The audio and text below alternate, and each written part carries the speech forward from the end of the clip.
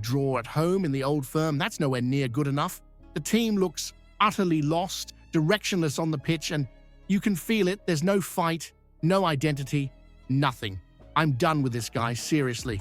Russell Martin is a dreadful manager, completely out of his depth at Ibrox, and it shows week in, week out. His win percentage is abysmal, his tactics are stale, and every big match feels like another disaster waiting to happen. This isn't progress, it's delaying the inevitable. He's had his chance. Enough is enough. And a shock move for Umar Diakite heating up fast. A £10 million gamble on a striker who's never scored in England, while one of your best midfielders is being pushed to the exit door. But that's not all. Jesurun Rak-Sakyi could be the surprise masterstroke, with pressure mounting and fan unrest boiling over. The final hours of the window are spiraling into utter chaos.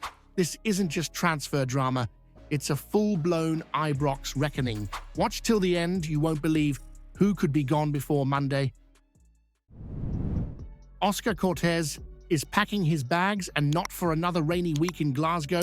The Colombian winger is off to sunny Spain with a loan move to Sporting de Gijón, all but wrapped up. A deal's been struck between Rangers and the Spanish second-tier side, with Cortés expected to arrive in Gijón within the next 48 hours to complete his medical and the remaining formalities. No option to buy, no obligation, just a straight loan. Now let's not sugarcoat it. This move comes after a pretty frustrating spell at Ibrox. Cortés was brought in from Lens back in January with big hopes resting on his shoulders, a pacey, tricky winger with flair in his boots and a point to prove. But what did you get? A string of injuries, mostly hamstring trouble, and just 21 appearances. Only 3 direct goal involvements to show for it. For a player who's got Colombia U23 caps and was billed as a game changer, that's simply not been good enough. Still, there's a player in there. If he can keep himself fit, that's the real task at Gijón.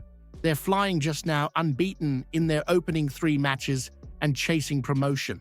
This is no stroll in the sun. Cortés will need to prove he can handle the tempo, the workload, and show that the talent we glimpsed in flashes at Ibrox wasn't just a false dawn. And let's be clear, this loan isn't just about helping Gijón. It's about proving to you, to the manager, and to every Rangers supporter that he's worth a place when he returns. His contract runs until the summer of 2029, so this isn't goodbye. It's go and sort yourself out, then come back ready. But here's the thing, why are you, a club with title ambitions, loaning out a winger you just signed permanently a few months ago, especially when depth out wide is still a bit suspect and the season's just kicking into gear? Did Rangers jump the gun, making Oscar Cortés permanent? Or is Russell Martin already losing faith in his own recruitment? Rangers are at it again, deep into talks for yet another striker, and this time it's Umar Diakite from Reims. Just as the Youssef Chermiti deal inches closer, you're now hearing that the Ibrox board are working on a second front, trying to lure the Ivorian forward to Glasgow. With the transfer window slamming shut in just 2 days, this is turning into a late scramble or a very deliberate reshuffle of Russell Martin's front line.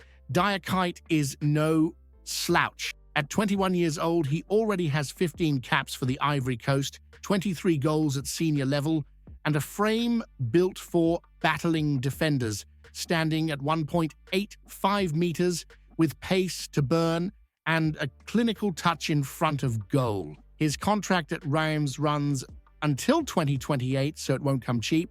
On paper, he's exactly what Rangers are crying out for: physical presence, energy, and the ability to link play. But here's the kicker. Miovski's already in the building, and suddenly you're looking at a situation where there could be 3 players fighting for one starting shirt. So what's going on? Is this just a backup plan if the Chermiti deal hits the skids, or are Rangers genuinely going to spend more cash on a third striker when the real cracks are showing elsewhere on the pitch, particularly at centre-back? where the defense has been about as sturdy as a paper bag in a storm, you've got to wonder if this is ambition or confusion. Russell Martin's under pressure. The team's failing to gel, and now you're potentially overloading one area while glaring weaknesses are left exposed. Is chasing Umar Diakite while already closing in on Chermiti proof that Russell Martin doesn't know what his best starting 11 is? Or is the club simply panic buying to cover up a failed transfer plan this summer? It's chaos and cloak and dagger stuff at Ibrox once again, and this time the storm is swirling around Nico Raskin. The Belgian midfielder, once considered a linchpin of the Rangers' engine room, is now at the center of a transfer mystery that's got more twists than a Glasgow taxi ride on Derby Day. Let's cut through it. Wolves and Crystal Palace are both sniffing around, and there's now real noise that Rangers are willing to let Raskin go, not just hypothetically, but right now before the window slams shut. A loan with a mandatory purchase clause is on the table, which tells you all you need to know. This isn't just smoke. There's a fire somewhere in the Ibrox boardroom. Raskin's been dropped to the bench during the Champions League horror show against Club Brugge. Russell Martin played it coy in the press conference, dodging questions about the midfielder like he was ducking crosses into the box. But Belgian journalists and insiders are saying the club has officially opened the door to his exit. Now, here's where it gets really messy. Raskin is one of the few Rangers midfielders who's shown any real bite, any proper grit. He's got the engine. He's not afraid of a tackle, and when he's on song, he brings a spark that too many others lack. So why is he being shown the door while Rangers still look like a jigsaw puzzle with the corners missing? There's been rumblings that Raskin hasn't exactly taken to Russell Martin's style, if you can call it a style, and the fact that he's being left out of a massive fixture like the old firm raises huge red flags. It's one thing to lose a player because a Premier League club waves around silly money. It's another thing entirely to send off one of your few battlers when you're already drowning in questions and desperate for a result. Is Rangers pushing Nico Raskin out the door the most baffling decision of the summer, or is Russell Martin quietly clearing out the players who won't bow to his broken system? Get ready, because Rangers are about to splash serious cash, yes, real, proper money, on a striker who hasn't scored a single goal in English football. Youssef Chermiti is on the verge of becoming a Rangers player in a deal that could rise to £10 million. The 21-year-old Portuguese forward, currently at Everton, has agreed personal terms and is set to undergo a medical, with only the finer details of the deal left to be sorted. Here's the breakdown. Rangers will pay around £8 million up front, with an extra £2 million in potential add-ons, and Everton are also inserting a significant sell-on clause just in case the boy finally explodes and fetches a hefty fee down the line. It's a proper gamble, no doubt about it.